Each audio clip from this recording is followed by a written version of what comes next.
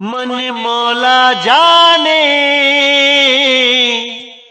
गुजर गई गुजरान रे, मन मौला जाने गुजर गई गुजरान। कोई दिन मंदिर कोई दिन मस्जिद, कोई दिन बाग बगीचा बाड़ी, कोई दिन मंदिर कोई दिन मस्जिद, कोई दिन बाग बगीचा बाड़ी, कोई दिन रहे वृक्ष की छाया, कोई दिन रहे मैदान रे, मन मौला जाने गुजर गई गुजरान रे, मन मौला जाने गुजर गई गुजरान रे। हिल मिल रहना मिलकर खाना, नेकी बात बताते रहना, हिल मिल रहना मिलकर खाना, नेकी बात बताते रहना। कहे कबीर सुनो भाई साधो, जपना निज नाम रे, मन मौला जाने गुजर गई गुजरान रे, मन मौला जाने गुजर गई गुजरान रे, मन मौला जाने गुजर गई गुजरान।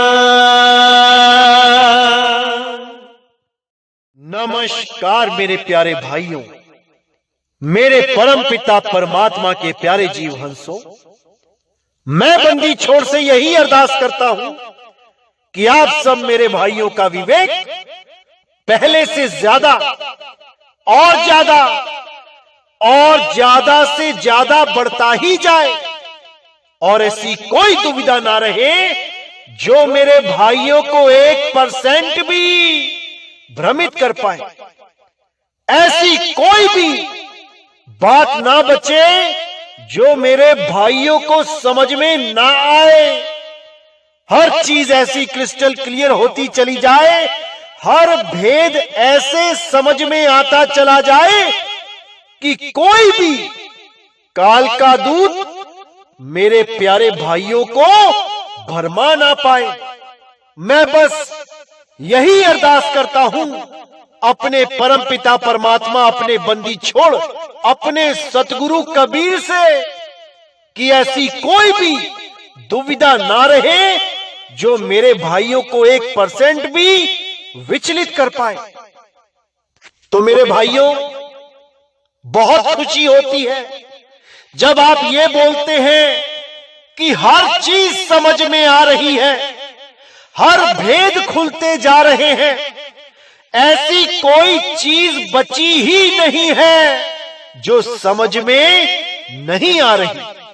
बहुत खुशी होती है, आप सोच भी नहीं सकते कि कितनी खुशी होती है। ऐसे लगता है कि मेरा सत्संग करना सफल हो गया है, क्योंकि मैं कभी नहीं चाहता कि मेरा एक भी भाई परमात्मा के नाम से, परमात्मा से अछूता रह जाए। हर भाई के जीवन में परमात्मा का अवतरण हो, मैं बस यही चाहता हूं। हर मेरा भाई उस अवस्था को प्राप्त करे जिसको परम बोला गया है, मैं बस यही चाहता हूं। इसके अलावा मेरी कोई भी इच्छा नहीं है। बस मैं यही चाहता हूं कि आप सब मेरे भाई तरक्की करते ही चले जाएं, अपना विवेक बढ़ाते चले जाएं और इन अधूरे गुरुओं के चक्करों से निकल जाएं, देही गुरु के जाल से निकल जाएं और उस विदेही गुरु की शरण में जाएं जो सबका गुरु है, जो सबका मालिक एक है। वो एक है भाई, वहां पर 2, 10, 5 की बात हो ही नहीं सकती। लेकिन सब अपने अपने देही गुरु को पकड़ के बैठे हैं। विदेही गुरु को तो कोई जानता ही नहीं है।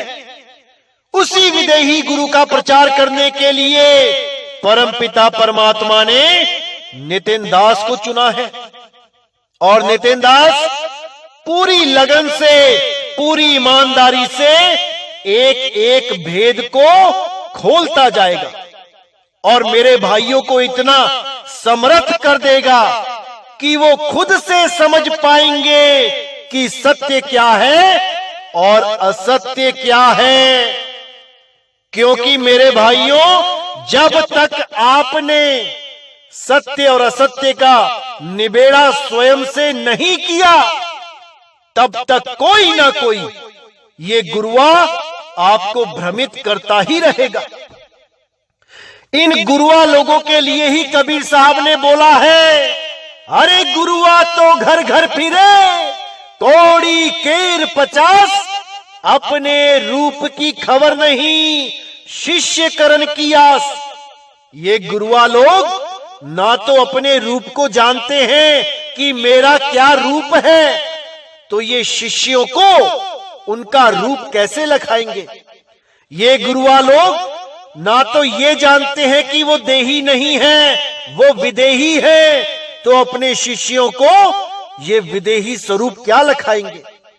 अरे ये शिष्य को भी आदमी औरत मानते हैं और अपने आप को भी आदमी औरत मानते हैं, तभी अपनी फोटो को उन शिष्यों के मंदिरों में स्थापित करवा देते हैं और घी के दिए जलवाते हैं, अगरबत्तियां लगवाते हैं, क्योंकि वो उस शरीर को ही अपना स्वरूप मान बैठे हैं। जबकि कबीर साहब ने बिल्कुल साफ कर दिया है हर सत्संग में, अरे देही को सतगुरु कहे, ते नर कहिए अंध, रहे दुखी संसार में, आगे जम के फंद। जो देही गुरु को परमात्मा बना के बैठे हैं, उन लोगों को समझ जाना चाहिए इससे पहले कि समय हाथ से निकल जाए, इससे पहले कि मृत्यु सामने आ जाए, उस शब्द गुरु को पहचान लेना चाहिए। कोई भी देही गुरु, कोई भी किसी शिष्य को नहीं बचा सकता। बचाने वाला केवल शब्द गुरु है मेरे भाई, शब्द गुरु, जो आपका कभी साथ नहीं छोड़ता। आप कहीं भी चले जाओ, विश्व के किसी भी कोने में चल जाओ, वो आपको अकेला नहीं छोड़ेगा। वो हमेशा आपके अंग संग है। आप बस उसे अनुभव करना सीखो कि कैसे अनुभव किया जाता है। जब तक आपने उस परमात्मा का अनुभव नहीं किया, तब तक आपकी ये जन्म मरण की यात्रा कभी समाप्त नहीं हो सकती। इसीलिए साहिब ने बोला है कि पहले भेदी गुरु को जानो कि भेदी गुरु क्या होता है। भेदी गुरु जो भेद बताता है, उस भेद को अच्छी तरह समझ जाओ और फिर अपनी सत भक्ति स्टार्ट करो। अगर भेद ही नहीं होगा तो मेरे भाई भक्ति कर ही नहीं सकते, क्योंकि भेद नहीं होगा तो कोई ना कोई मंत्र जंत्र तंत्र जप रहे होगे, कोई ना कोई नाम जाप कर रहे होगे, कबीर कबीर कर रहे होगे, सत साहिब कर रहे होगे, राम राम कर रहे होगे, वाहिगुरु कर रहे होगे, क्योंकि ये सारे नाम ही 52 अक्षरी हैं। और अगर भेद नहीं पता तो केवल 52 अक्षर ही जप सकता है ये इंसान, और कुछ नहीं कर सकता। ज्यादा से ज्यादा ध्यान लगा सकता है। किसी ने नाक पे ध्यान लगा लिया, किसी ने नाभि पे ध्यान लगा लिया, किसी ने नाक पे ध्यान लगा लिया, किसी ने त्रिकुटी में ध्यान लगा लिया, किसी ने गुदा चक्र में ध्यान लगा लिया, स्वाद में ध्यान लगा लिया। इससे ज्यादा कुछ नहीं कर सकता।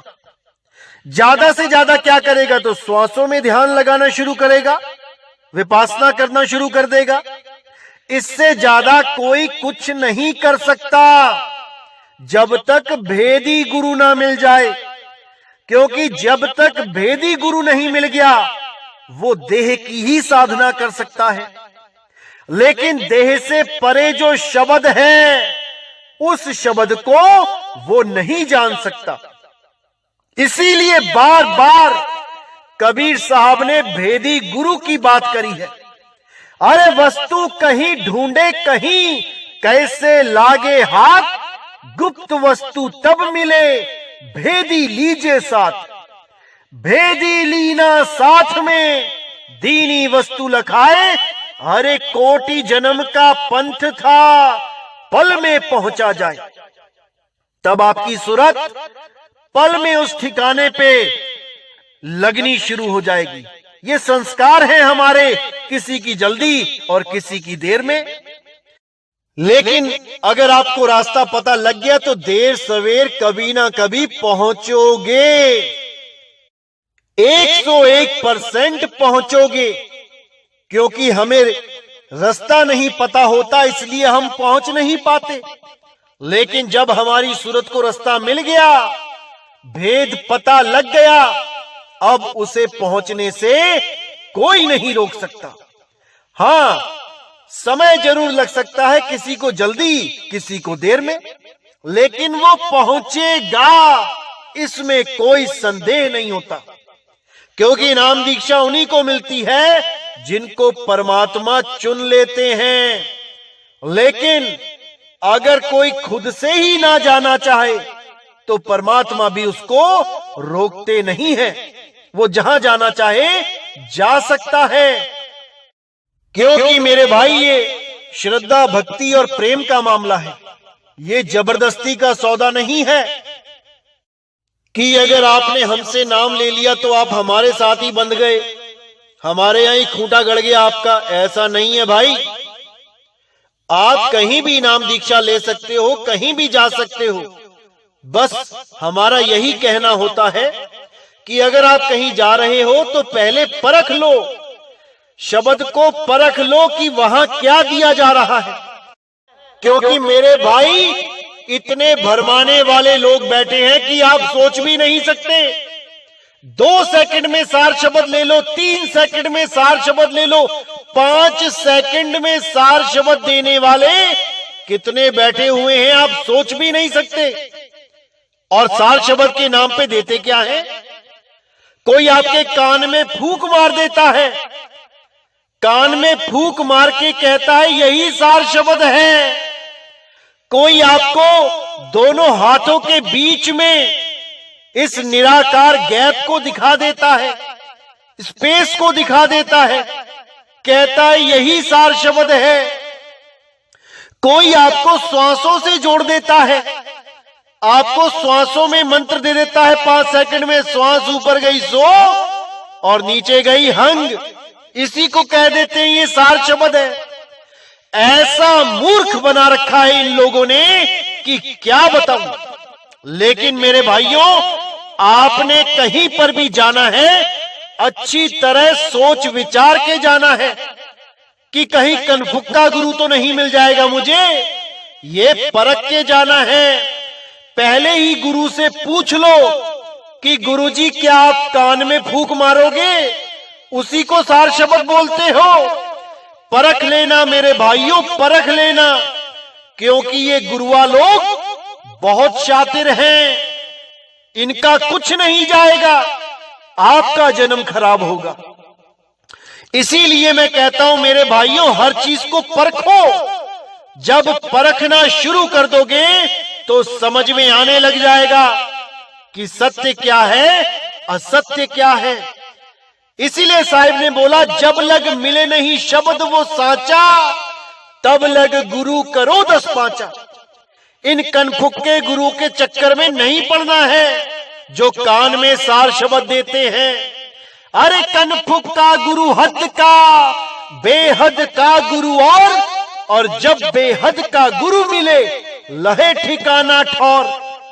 असली ठिकाना तब मिलता है जब बेहद का यानी उस अनंत का, उस सार शब्द का सच्चा भेदी गुरु मिल जाता है। तब परमपिता परमात्मा दूर नहीं रह जाते, फिर वो बहुत पास हो जाते हैं। अरे साहिब का घर दूर है, जैसे पेड़ खजूर और ज्ञानी जन के पास में अज्ञानी से दूर। फिर मालिक हमारे अंग संग हो जाते हैं। ऐसे भी मार्केट में गुरु बैठे हैं जो आपको भरमा देते हैं कि भाई 2 अक्षर का भेद बताए का मतलब है पहले तो कान में फूंक मार दूंगा, ये हो गया पहला अक्षर, और दूसरा अक्षर तुम्हारी मृत्यु के 72 घंटे पहले दूंगा। ऐसे निकम्मे लोग गुरु बन के बैठ गए हैं कि क्या बताऊं। अब इन गुरुआ लोगों से आप ये पूछ लो कि तुम मेरी डेट ऑफ बर्थ बताओ, तुम ये बताओ कि मैं पैदा कब हुआ। अरे तुम तो त्रिकालदर्शी हो गए हो, तुम्हें तो पता चल चुका है कि मेरी मृत्यु के 72 घंटे पहले मुझे नाम कैसे बुलाना है, कहां देना है, सब पता है तुम्हें। तो मेरी डेट ऑफ बर्थ बताओ और बताओ कि मैं कितनी उम्र का हूं। करो इन लोगों को फोन और पूछो इन लोगों से, देखो कैसे पतली गली पकड़ के निकल लेंगे, तुम्हारे फोन काट देंगे, तुम्हें अपशब्द बोलने लग जाएंगे, लेकिन तुम्हारे सवाल का जवाब नहीं दे पाएंगे। ऐसे गुरुओं से बच के रहना है मेरे भाइयों, बच के रहना है। यही गुरु लोग 5-5 हजार में नाम दीक्षा देते हैं, तुम्हें अपना अकाउंट नंबर भेजेंगे, उसमें पैसे डलवाएंगे और तुम बेचारे परमात्मा को पाने के लिए ललायत, परमात्मा को पाने के लिए एक असहाय जीव की तरह इनके झांसे में आ जाओगे। इसीलिए कहीं भी जुड़ने से पहले अच्छी तरह परख कर लो कि शब्द है भी या नहीं, कि 3 सेकंड में हमारे कान में फूंक मार के हमारे 5000 भी ले गया और सार शब्द के नाम पे हमारे कान में फूंक मार के चला गया। ऐसे ऐसे लोग बैठे हैं मेरे भाइयों, बच के रहना है। इनको अच्छी तरह समझ लो, कैसे कहां पे लूटते हैं, कैसे परमात्मा के नाम पे ठगी करते हैं। अच्छी तरह समझ जाओ मेरे भाइयों। एक और YouTube पे आजकल 21,000 रुपए में सत्संग बेच रहे हैं। अपने सत्संग डाउनलोड करके 200 रुपए के मेमोरी कार्ड में डाल के आप तक पहुंचाने का 21 हजार रुपया लूट रहे हैं। ऐसे ऐसे धुरंधर बैठे हैं मेरे भाइयों परमात्मा के नाम पे लूटने के लिए।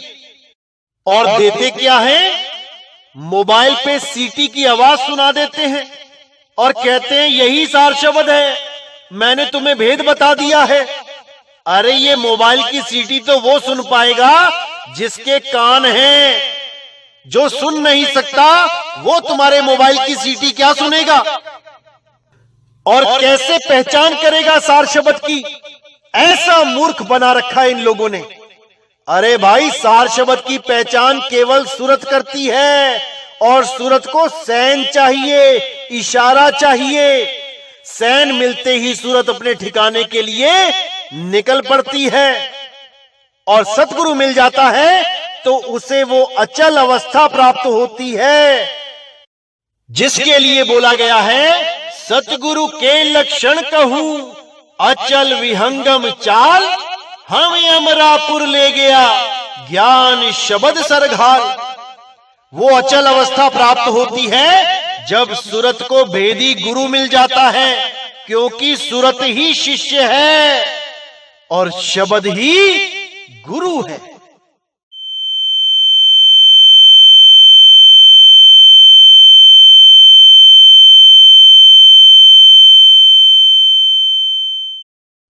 तो ये जो आवाज सुनाते हैं आपको मोबाइल में, और उसको सुनने के बाद आपको भी एक आवाज सुनाई देने लग जाती है, उसको ब्रह्मनाद कहा जाता है। वो ब्रह्मनाद है, वो परमात्मा का शब्द नहीं है, क्योंकि वो ब्रह्मनाद इन कानों से सुनाई देता है। कभी लगेगा दाएं कान से आ रहा है, कभी लगेगा बाएं कान से आ रहा है, ये चारों तरफ है असल में। और इसी ब्रह्मनाद को टिनिटस बोला जाता है अंग्रेजी में। लोगों को इस टिनिटस के द्वारा इतनी परेशानी होती है कि उन्हें ऑपरेशन तक कराना पड़ जाता है। लेकिन ये गुरुआ लोग इसी टिनीटस को परमात्मा का नाम बता देते हैं। ऐसी हालत इनकी खराब होने वाली है अंत समय में कि लहर अबदाना। जिस टिनीटस से लोग परेशान हो जाते हैं, चलते फिरते उठते बैठते, उनको ये आवाज सुनाई देती है जो कभी कम और कभी ज्यादा हो जाती है। इतनी ज्यादा हो जाती है कि सिर तक दर्द होने लग जाता है, इतनी ज्यादा हो जाती है। इससे परेशान होके लोग डॉक्टरों के पास ऑपरेशन तक कराने के लिए तैयार हो जाते हैं, और ये लोग उसको सार शब्द बना के मोबाइलों में सुना रहे हैं। हैरानी होती है ऐसे लोगों को देख के, क्योंकि इन्होंने अपना तो कोई गुरु धारण किया नहीं होता है। लोगों के सत्संग सुन सुन के यूट्यूब चैनल बना के बैठ गए हैं। अब जैसा मन में आता है, जो मन कैच कर पाता है, उसी को सत्य मान के पेश कर देते हैं। अब नीर चीर का निबेड़ा करे तो करे कौन, जब गुरु ही कोई नहीं है। अब इन लोगों से पूछो कि तुम्हारा गुरु कौन है, तो कहते हैं मेरा गुरु तो 2 साल पहले मुझे प्रकट हो गया, अपने आप ही, यानी परमात्मा खुद ही आ गया। अब इनसे कोई पूछने वाला हो कि भाई 5, 6, 7, 10 साल से तो तुम साईं बाबा की फोटो लगा लगा के मंत्र दे रहे हो, धन लक्ष्मी मंत्र दे रहे हो, और 2 साल पहले तुम्हें 2018 में तुम्हें सतगुरु प्रकट हो गया। असल में मेरे भाइयों, ये लोग हमारे सत्संग सुन सुन के जागे हैं। इनको समझ में आ गया कि हम जो कर रहे हैं वो गलत था। लेकिन अब नितिन दास को गुरु कौन बनाए, अब इस पंथ में नाम कौन लेवे, क्योंकि गुरु तो ये पहले से ही बने बैठे थे, लोगों को ऑनलाइन मंत्र देते फिरते थे। अब कैसे कहें कि हम चेले हैं, क्योंकि अहंकार सामने आ गया। अब ये लोग क्या करते हैं, ये लोग ज्ञान की चोरी करते हैं। जो हमसे सुना, जो हमसे समझा, उसी को अपने शब्दों में पेश कर दिया, ताकि कोई ये भी ना कहे कि तुम कुछ जानते ही नहीं हो, क्योंकि हमारी कॉपी करेंगे, हमारी नकल करेंगे। अब जो नया जीव होगा जिसने हमारे सत्संग नहीं सुने हैं, वो आकर्षित हो जाएगा कि भाई महात्मा जी ने तो बहुत अच्छी बात बताई। अब इनको ये नहीं पता कि महात्मा जी सुन कहां से रहे हैं, इनको ये नहीं पता लग पाता इन जीवों को, और ये उन्हीं को सतगुरु मान के बैठ जाते हैं। ये सोचते हैं कि हमारे गुरुजी को परमात्मा खुद ही प्रकट हो गया। मेरे भाई, ऐसा नहीं होता। ये जितने भी आजकल यूट्यूब पे बैठे हुए हैं, जो नी अक्षर नाम, सार शब्द, निज नाम की बातें कर रहे हैं, ये 2018 से पहले कहां थे। हमारे सारे सत्संग सुन के अब ये उस ज्ञान को अपना बना के बैठ गए हैं।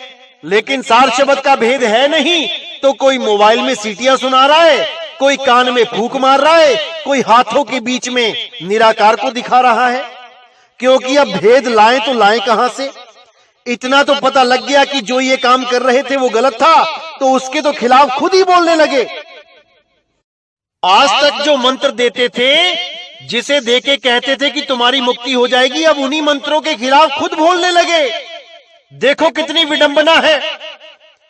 जिन पुराने चेलों को इन्होंने मंत्र देके पैसे लूटे, अब उनसे क्या बोलेंगे ये कि तुम उस मंत्र को छोड़ दो।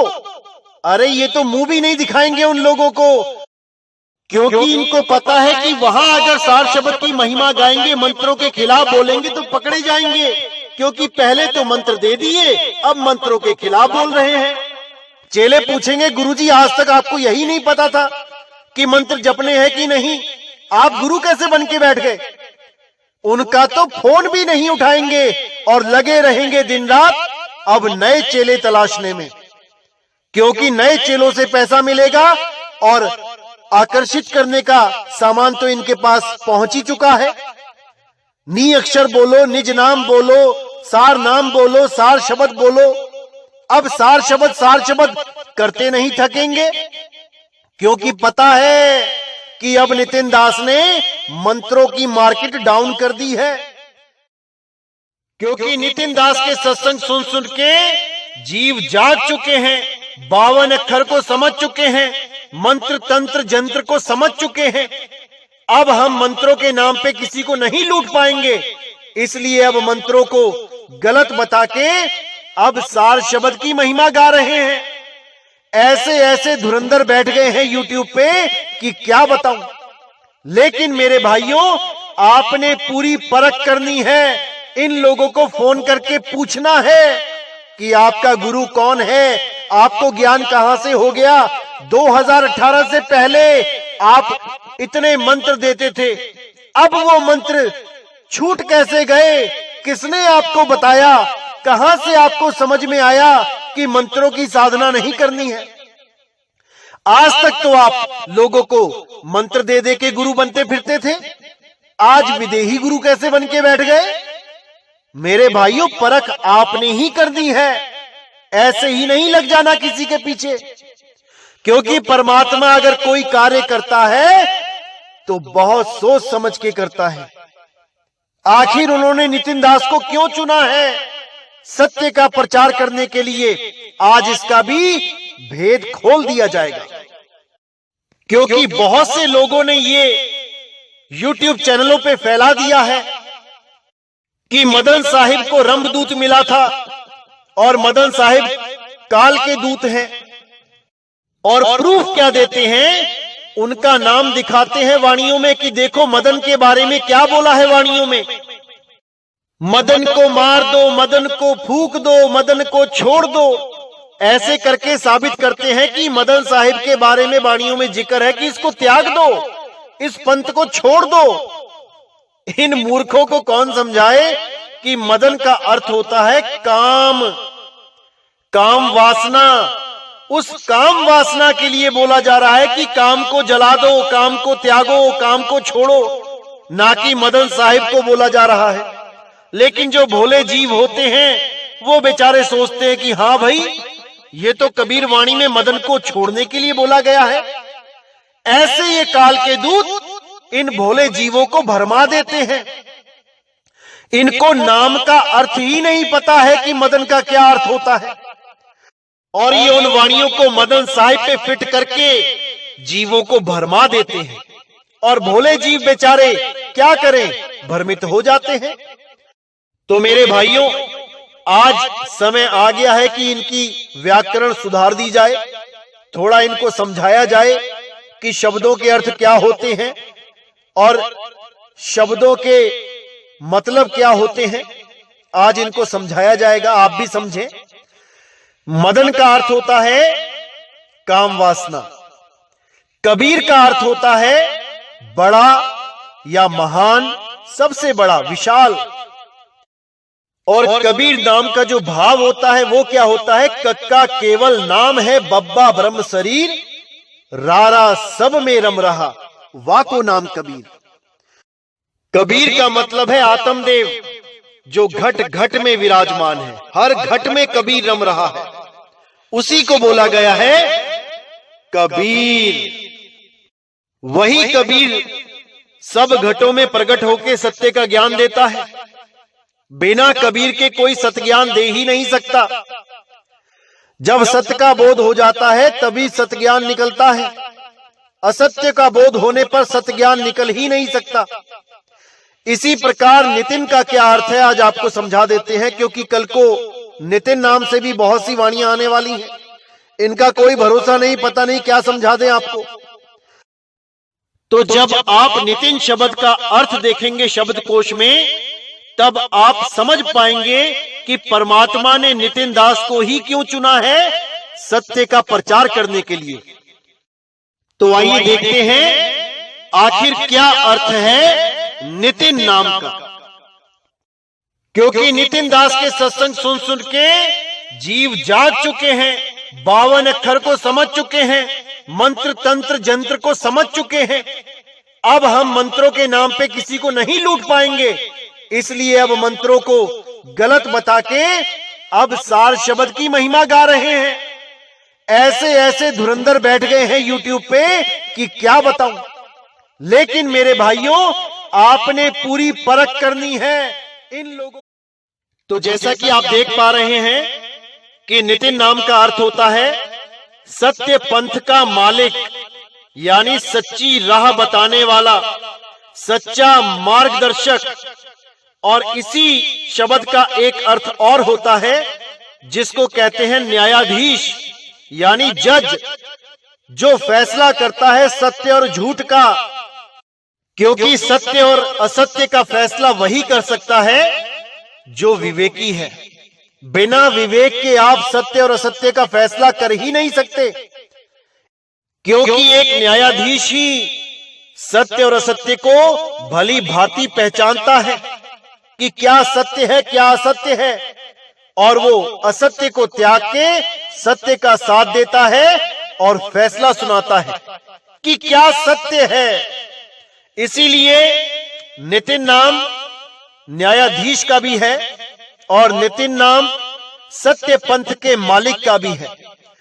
जो कलयुग में सत्य का डंका बजाएगा, कलयुग में सतयुग लेके आएगा, वो यही मूल ज्ञान है, वो यही आत्म ज्ञान है, जिसमें सारे धर्म भेद, सब जात पात भेद खत्म हो जाएंगे और लोग 52 अक्षरों से ऊपर उठ के आत्मदेव की पूजा करेंगे, आत्मदेव को सत्य मानेंगे और आत्मा में ही रम जाएंगे और इस नाशवान जगत को, नाशवान शरीर को अच्छी तरह समझ जाएंगे कि कैसे हम इसमें फंसे पड़े हैं। हम आत्मा से दूर हो गए हैं, हम सत्य से दूर हो गए हैं और संसार के करीब हो गए हैं, इस माया के करीब हो गए हैं, इसीलिए माया में उलझे हैं। अब माया को त्यागना है और सत्य में अपनी सूरत को रमा लेना है, बस यही करना है और आप भी नितिन हो जाओगे। क्योंकि नितिन कोई नाम नहीं है भाई, नितिन एक गुण है। नितिन, नी यानी नहीं, तीन यानी 3 गुणों में, जो 3 गुणों में नहीं है वही नितिन है। 3 गुणों से ऊपर उठ जाओ, अरे तुम ही नितिन हो जाओगे, तुम ही नितिन हो जाओगे। जैसे तत्व के आगे नी लगाने पे बन जाता है नी तत्व, यानी जो तत्वों में नहीं है। जैसे शब्द के आगे नी लगाने पे बन जाता है नी शब्द, जो शब्दों में नहीं है। ऐसे ही अक्षर के आगे नी लगाने पे बन जाता है नी अक्षर, जो अक्षरों में नहीं है। ऐसे ही 3 के आगे नी लगाने पे बन जाता है नितिन, जो 3 गुणों में नहीं है। बस आपने भी नितिन हो जाना है और सत्य का प्रचार करना है। इसीलिए नितिन नाम चुना गया, क्योंकि नितिन नाम है सत्य और असत्य के निर्णय करने का। जहां सत्य और असत्य का निर्णय करने वाला कोई हो वही नितिन है। जहां सत्य की बात कोई करने वाला हो वही नितिन है, क्योंकि सत्य का मार्ग बताने वाले को ही नितिन कहते हैं। तो मेरे भाइयों, आपने भी अब नितिन हो जाना है और पूरे संसार को सत्य का मार्ग बताना है। पूरे विश्व में सत्य की जागृति करनी है। अपने सब रिश्तेदारों को, अपने सब चाहने वालों को, अपने सब मित्रों को सत्य और असत्य के बारे में विस्तार से समझाना है, प्रेम से समझाना है। कभी भी ऐसा नहीं करना है कि उनको नीचा दिखाने लग जाओ कि तुम्हारा गुरु तो झूठा है, तुम्हारा गुरु अधूरा है। अरे नहीं भाई, बड़े प्रेम से बात करनी है। उसको सत्य के बारे में एक एक चीज विस्तार से बतानी है और सबसे पहले उनके सामने वो प्रश्न रखने हैं जिसके बारे में आप जानते हो, लेकिन आपको पूरा भरोसा है कि वो नहीं जानता। जब आप ऐसे सवाल किसी खोजी के आगे रखोगे तो वो खोजना शुरू करेगा और उसको इन सवालों के जवाब मिलेंगे नहीं, क्योंकि उन सवालों के जवाब कोई भेदी गुरु ही दे सकता है या उस भेदी गुरु का कोई शिष्य दे सकता है। ये सबके बस की बात नहीं है। तो वो धीरे धीरे बात को समझता हुआ, खोजता हुआ स्वयं आपके पास आ जाएगा और आपसे ही उस प्रश्न का उत्तर मांगेगा। तब आपके पास पूरा मौका होगा उसको सत्य भेद बताने का। लेकिन याद रहे, उसको नीचा नहीं दिखाना है। हम सब परमात्मा के बच्चे हैं, हम सब बराबर हैं, कोई बड़ा छोटा नहीं है। उसको प्रेम से समझाना है, उसको ये आभास नहीं होने देना है कि तुम ज्ञानी हो और वो अज्ञानी है। इतने प्रेम से समझाना है उसे, तब वो सत्य को जानेगा और मालिक के बताए रास्ते पे चलेगा और उसकी मुक्ति होगी। उसका श्रेय आपको भी मिलेगा, परमात्मा आप पर भी दयाल होगा, क्योंकि आपने उसके बच्चे को सही मार्ग समझा के उसे सही रास्ते पे लगा दिया। बहुत बड़ी बात है। जैसे आपके 4 बच्चे खो जाएं और आप इश्तिहार लगा दो कि जो मेरे बच्चे को लेके आएगा उसको मैं 1 लाख रुपए दूंगा, तो अगर कोई आपके बच्चे को वापस ले आता है तो वो इनाम का पात्र हो जाता है। आपकी खुशियां उस पे भी बरसेंगी। बच्चा तो मिला, लेकिन आप उसको भी माला माल कर दोगे जो आपके बच्चे को आप तक पहुंचा रहा है। इसी प्रकार परमात्मा उस जीव से सदा प्रसन्न रहते हैं जो उनके बच्चों को सही मार्ग बताता है, मुक्ति का रास्ता बताता है। इसलिए मेरे भाइयों, अब समय आ गया है जब पूरे विश्व में आत्मज्ञान का प्रचार होगा, आत्मज्ञान का डंका बजेगा और आप सब मेरे भाई नितिन हो जाएंगे। मुझे बस उसी समय का इंतजार है जब गली गली में नितिन हो जाएंगे। फिर देखो क्या होता है। तब पूरे विश्व में भारत ही विश्व गुरु बन के उभरेगा।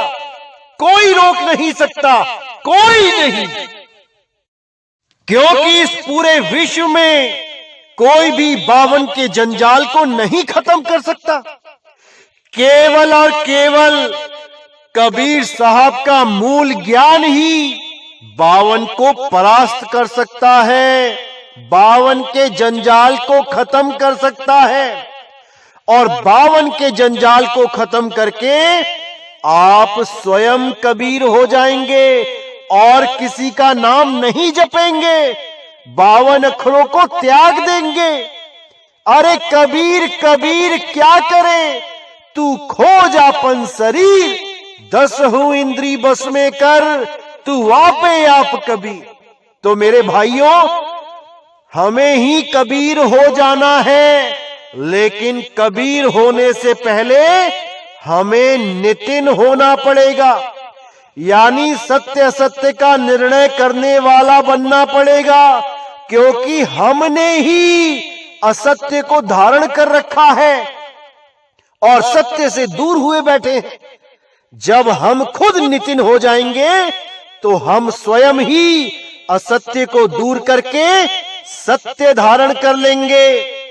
यही नितिन की परिभाषा है, यही नितिन का अर्थ है। तो हमने पहले नितिन होना है, उसके बाद जाकर हम कबीर हो पाएंगे। तो मेरे भाइयों, अच्छी तरह समझना है मूल ज्ञान को, और मुझे पूरा विश्वास है कि आने वाले समय में घर घर में नितिन होगा, घर घर में सत्य का बोध होगा, घर घर में सतनाम का बोध होगा।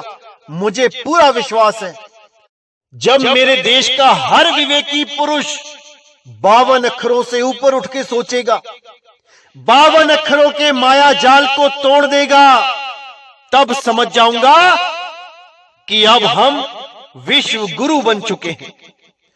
भारत विश्व गुरु बनेगा, बिल्कुल बनेगा, लेकिन तब बनेगा जब वो आत्मज्ञान को धारण कर लेगा, इन 52 अक्षरों के झगड़ों को खत्म कर देगा, इन 52 के जंजालों को तोड़ देगा। तब सारे संसार को एक सत्य से जोड़ देगा।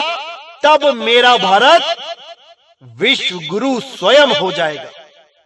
यही सब संतों ने बोला है कि एक दिन भारत विश्व गुरु बनेगा।